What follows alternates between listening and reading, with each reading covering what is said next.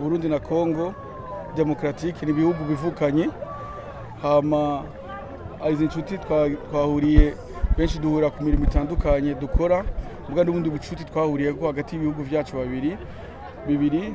Rero twafashe uru rukino nka rumwe mu kino ruvandimwe rutuma ubucuti dusanzwe dufitaniye bubandanye bumera neza, bigadutuma yuko uko tubandanye twinonora tubandanya tugira n'ubucuti bwinshi bukomeye hagati y'ibihugu byacu n'izi nshuti zacu. Ubuhinga nabonye bwameze nk'ubungana, mugabo turabona yuko VS Ruvunge ari ekipe ifise imyitozo myinshi kandi imeze neza. Mugabo urabona ko n'abahungu bacu bari bagerageje gukina rukino ruvandimwe, mugabo urabona ko rwarimwo ingufu n'ishaka no gushaka gutsinda kuri twese. Hano dufite na VS Ruvunge ruhagaze ku migenderanire myinshi, ihagaze ubwoko bwinshi bw'akazi. Uru ni urukono rumwe rutanguye iyindi mikino zizoba hagati, nibaza yuko urundi tuzokwishurira Ruvunge, ama tukagenda natwe tukagenda kubaramutsa, kuko bavuga ngo agafuni kabagara ubucuti n'akarenge. Tuzobandanya dukina hamwe, tubandanya ubwo bucuti buduhuza.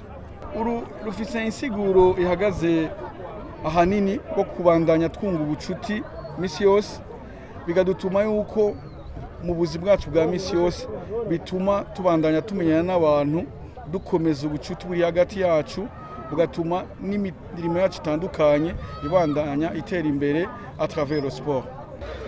Nous sommes satisfaits parce que le président de l'équipe de Ghana a dit que Ruvunge, après de la Russie, a une nous sommes des amis.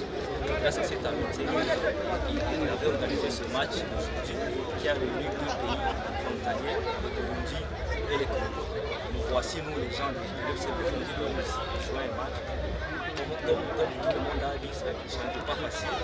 On a tout donné, on a essayé, mais il y a eu beaucoup de zalika qui a fait que ce match puisse se terminer 0-0.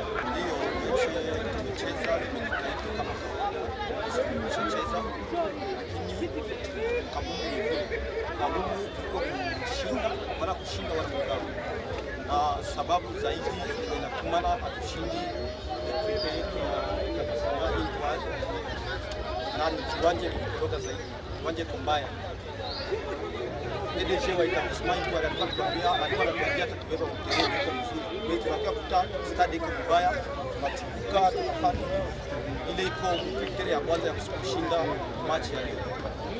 Ndio bahati imekosa na kiwanja ni kriteria kabambe kushinda match.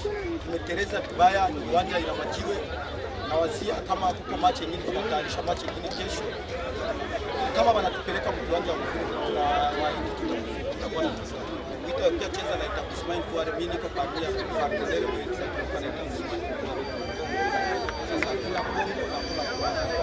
Leo tunakuwa kama baba mtoto na Kongo, ile relation ya waziri na kufanyisha na kazi